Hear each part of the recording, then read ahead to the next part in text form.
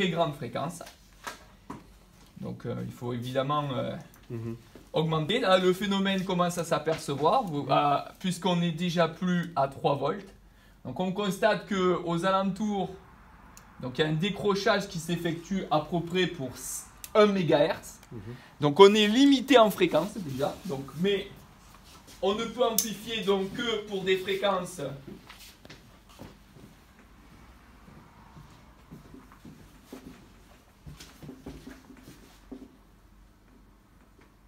en fréquence. Ici pour ce modèle-là, on va revenir à des fréquences un peu moins drastiques sur à peu près 1 kHz.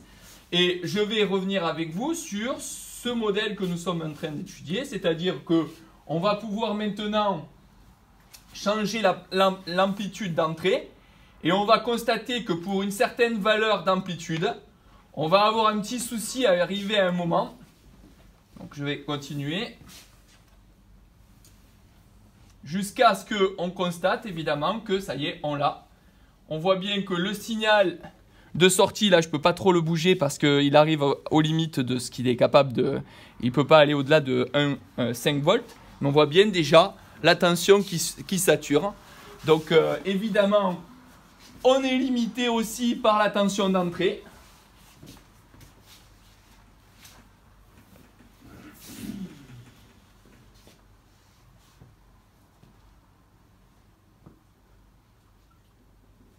UE. On est aussi limité par d'autres facteurs. Donc on peut regarder aussi ensemble quel autre facteur peut être, on va dire, handicapant pour l'étude. Donc ici, je reviens sur des amplitudes beaucoup moins drastiques, c'est-à-dire, admettons, parce que je multiplie par 3, donc je garde en tête qu'il ne faut pas que j'ai une tension trop importante à la fin, donc je peux mettre une amplitude de 2 volts, sans souci. Alors il y a un autre facteur qui va être intéressant à étudier, c'est justement le temps de réponse de notre amplificateur opérationnel, parce que, bon, alors on ne peut pas trop bien le voir sur ça, on va le mettre un signal carré. Jusqu'à on voit bien que là le signal carré il est très bien suivi, il n'y a aucun souci. Hein. Par contre si on augmente la fréquence, l'offset pardon, c'est l'offset. Non. Qu'est-ce qu'il y a? Qu'est-ce que t'as fait? Je vois pas pourquoi tu mets un signal carré. Ben, je voulais montrer qu'à un moment donné on va avoir un... Ah oui d'accord. C'est ce que je voulais montrer. Donc a priori, en fait notre signal, on a l'impression qu'il suit parfaitement le signal de la tension d'entrée, mais en fait il y a un offset, c'est-à-dire que c'est pas un offset, c'est un temps de réponse, pardonnez-moi, je trouvais pas le mot. Donc un temps de réponse qui est pas immédiat et donc on peut le mesurer ici. Donc un slow rate. Voilà, c'est le mot que je cherche en fait, slow rate depuis tout à l'heure, dBs sur dt. Voilà. Donc on peut même faire un calcul, je ne vais pas aller jusque là, je vous montre un tout petit peu qualitativement déjà les difficultés qu'on peut rencontrer. Oui, je peux, mais j'ai beaucoup de choses à faire. À la fin, peut-être qu'on pourra. Ouais, on reviendra. Ouais, voilà. La question là. On reviendra là-dessus. Parce que c'est pour que je reste quand même dans un temps. Donc on est limité par la tension UE. On est aussi